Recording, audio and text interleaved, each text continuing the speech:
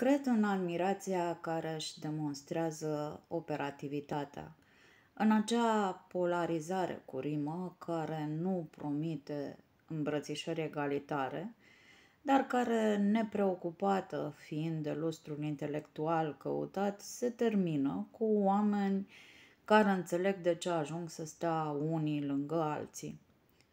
Relația mea cu poeta Doina Guriță ar fi trebuit să fie determinată de bunăstarea unor conjuncturi în care ne-am întâlnit, niște premii de luat, un colectiv al Casei Române de Cultură de împărțit. Suntem însă amândouă femei ale resurecției, din cele care cred că atunci când vezi că ai de învățat de la cineva, e drept să o spui în gura mare. Nu ne-a trecut prin cap că ar fi de preferat un anumit tip de prietenie.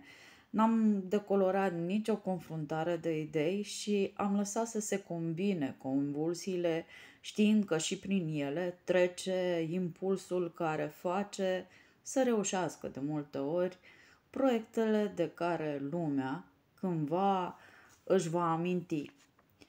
Ar putea părea un avantaj să vorbești cu admirație având un model în față, dar știu că Doinei nimic nu i-ar părea mai ofensiv decât acel discurs îmbucurător, cu cărți și cu autori între care nimic nu poate merge prost niciodată.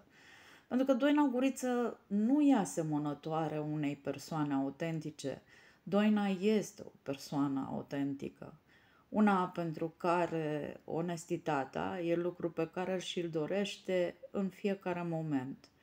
De aceea o să-i spun doar lucrurile care îmi sunt clare. Îmi doresc să te cunoască ca om și ca poet cât mai multă lume.